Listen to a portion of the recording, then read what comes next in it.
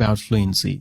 In fluency, you can get from 5 to 1, or you can also get 0 if the computer decides that you are disfluent. What that means is you cannot speak even a few words without any hesitation. Basically, when Pearson's algorithm is trying to decide how much score you should get in fluency, they look at 4 things, and they are called hesitation, repetition, and false start. And after that, long pause. If you do not make any long pause, then you might get 5, 4, or 3 points. And that depends on 3 things: how many false starts you had, how many repetition you had, and how many hesitations you had. If you have no hesitation, no repetition, and no false start, then you get 5 points.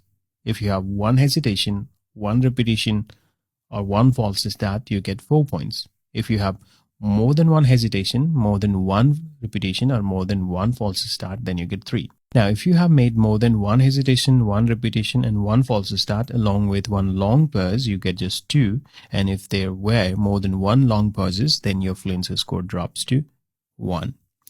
In essence, if we think about what not to do in the test, then one of the things that becomes apparent from this discussion is we should not have very long pauses, because if there is more than 1 long pause, our score drops to 1. And perhaps even 0 as well, depending on how long the pause was. So you need to be really careful about that. Not just that, for people who are looking for high score, you also need to work on hesitation, repetition, and false start. Now, I hope you understand what hesitation and repetition are, but many people have no idea what is a false start. False start means you start a sentence, and in the middle of the sentence, you realize that the sentence is impossible to be completed. And that's why you start the sentence one more time.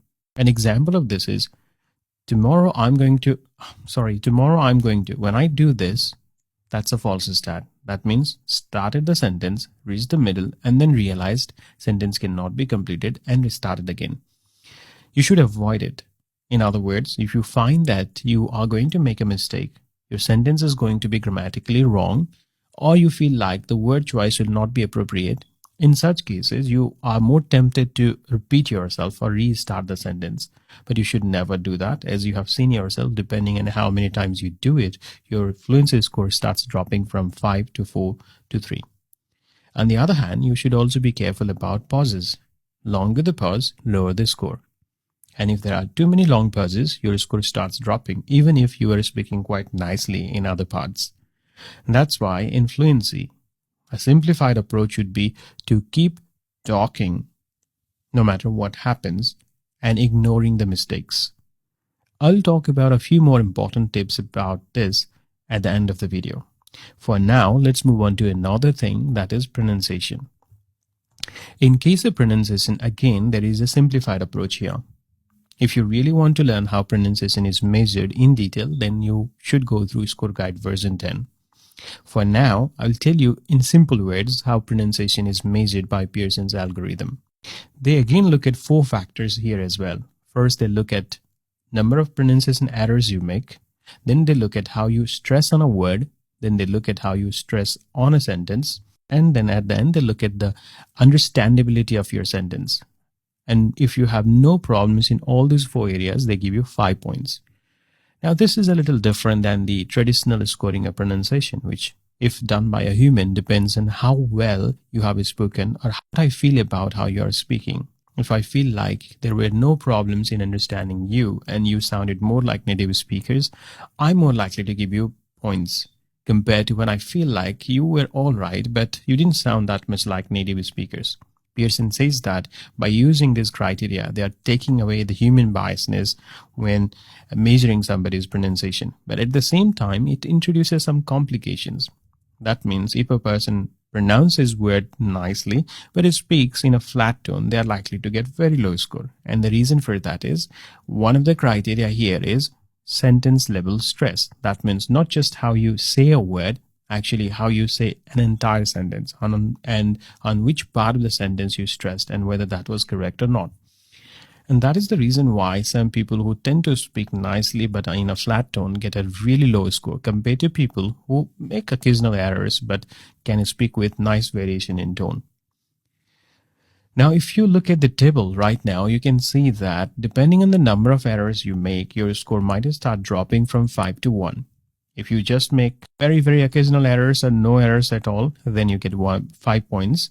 If you make occasional errors, then you get 4 points. If you make persistent errors, that means you have problems pronouncing the same kind of words all the time and you are establishing a pattern, then in that case, you will get only 3 points. If you have this problem in many words, not just a few words, then that drops to 2. And if you persistently mispronounce many, many words, then it becomes 1. And the same applies to word stress and sentence stress as well. Now, if you look at the sentence stress part, what you can see is if your sentence stress is correct, you get 5 points. But if your sentence stress is mostly incorrect, then you get either 4 or 3, depending on the other errors. And if your sentence stress is persistently incorrect, in that case, you just get 2 or 1. Not just that, you also have to think about understandability. And this is one really important area where the fluency can have impact on your score. And regarding understandability, what Pearson says is at least more than 2/3 of your speech should be clear and easy to understand if you want to get 3 or more than 3 points. If your understandability is below 2/3, then it drops to 2. And if it is less than 1/3, it becomes just 1. Now, why fluency is relevant here? Because if you want to increase your score in fluency by increasing fast, you can do that. Because when you increase your speed and you speak really fast without thinking about correction or anything, of course, your score might become 5 out of 5, as we saw in the previous table. But the problem is the faster we speak, the less clear we become. The less clear we become, the less our pronunciation score will be. And the complication because of that is you will get low score in listening and low score in reading, despite scoring 19 in speaking. So it's quite possible for someone to score 19 in speaking by focusing more on fluency. The only problem is their understandability will be compromised and they will start losing a score in listening and reading. And this is a very common problem. We have been helping students get over this problem for a really, really long time. Overall, when you're speaking, there should be variation in your voice and there should be variation in your speed. Now, we help our students to understand whether they have variation or not when they struggle in the speaking path by using a simple software. So let me show you how it looks like. As you can see on the screen right now, there are some waveforms. One of the things that you can notice in this waveform is these are going up and down almost at the same interval. Not just that, between these waveforms, you can also see these gaps here, which are also happening at almost the same interval. And this is what we call rhythm.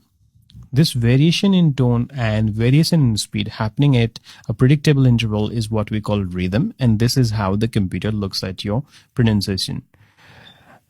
Being human, it's really difficult for me to see this. And that's why when I find that someone is struggling with their speaking, this is what we do. We feed their data into the computer and then look at the variation in their tone using these waveforms. You can use similar kind of software to analyze your voice as well. And if you find that there is not much variation in your tone and there are not gaps at certain interval, that means you may have problem in your pronunciation or you may get really low score in pronunciation, which will affect your scoring in reading and listening. And our online as well as face-to-face students, depending on their membership level, can take benefit of this facility if they are concerned about their pronunciation. They simply have to send us their recording and we'll do a simple analysis and we'll tell them whether they should work on this part or not. Now let's go back to our discussion of fluency and pronunciation, because now I'll also tell you 5 important tips based on these scoring criteria. Okay, now based on everything we discussed so far, 2 things must have been clear to you. It's not just about how you say a word, and it's not just about how fast you speak. And because of that, if you have been following some traditional formula and advice, you might have been getting low score because of that. And I'll tell you what are 5 things that can help you to get better score in your next test. So let me do that. The first one is focus on smoothness than on speed. As I told you, if you speak fast, you tend to get more score because your fluency score starts climbing up.